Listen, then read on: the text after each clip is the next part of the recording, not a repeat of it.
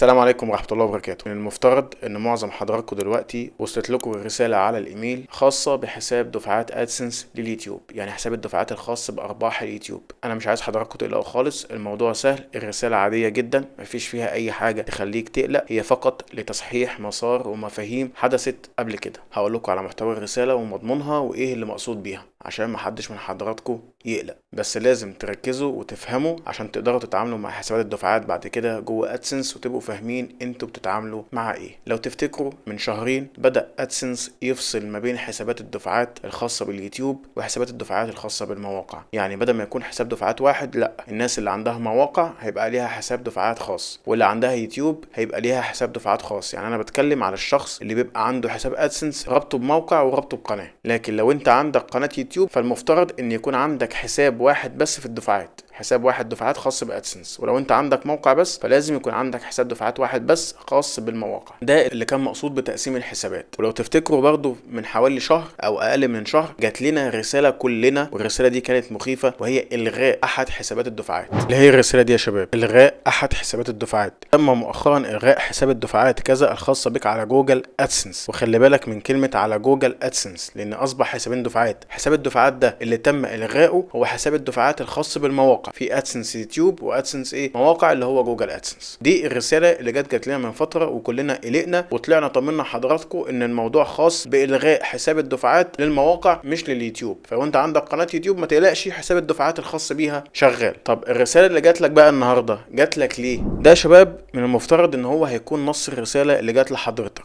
تعرف على حساب دفعات ادسنس من اجل يوتيوب الجديد، حساب الدفعات الخاص بادسنس يوتيوب الخاص بارباح يوتيوب. ده طبعا الكلام اللي احنا لسه قايلينه دلوقتي، ان قبل كده تم تقسيم حسابات الدفعات من اجل يوتيوب وحساب دفعات مخصص لارباحك من ادسنس، يعني ارباح يوتيوب لوحده وارباح ادسنس اللي هو للموقع لوحده. برنامج ادسنس من اجل يوتيوب متاح الان، اللي هو حساب ادسنس من اجل يوتيوب لمنشئ المحتوى الذين يحققون ارباح على يوتيوب. منشئ المحتوى اللي عندهم قنوات ليهم حساب دفعات خاص بيهم. لتجنب الارتباك وللتأكد من الانتقال إلى حسابك الجديد بشكل افتراضي حيث سترى أحدث أرباحك، تم إغلاق حساب دفعات أدسنس السابق الخاص بيك. بمعنى إيه يا شباب؟ حساب الدفعات اللي فات اللي كان مجموع أرباح اليوتيوب وأرباح المواقع ده اتقفل خلاص، ده اللي تم إلغائه من فترة، اللي هو الرسالة جات لك من شهر. والمتاح حاليا واللي انت شغال عليه هو حساب دفعات أدسنس المخصص لأرباح قنوات اليوتيوب. لا يزال بإمكانك الوصول إلى أرباحك السابقة على يوتيوب في هذا الحساب المغلق، على الرغم إن هو اتقفل، لكن تقدر تدخل وتشوف أرباحك اللي قبل كده، لكن أرباحك الجديدة هتدخل على حساب الدفعات الجديد الخاص باليوتيوب. عشان تفهم بشكل أكبر، ده حساب أدسنس، تمام كده؟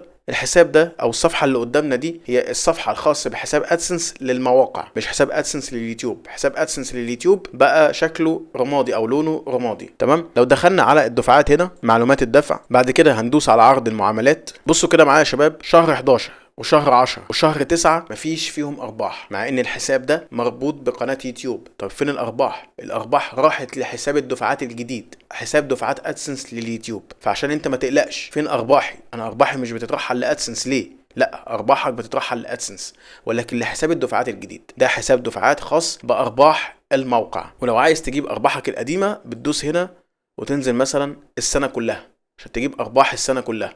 هتلاقي ان ارباحك او ارصدة الشهر السابق بدأت تظهر في حسابك. لو شايفين من اول شهر 8 مفيش اي ارباح بدأت تظهر من قناة اليوتيوب، لان ده حساب ادسنس يوتيوب. الارباح راحت فين؟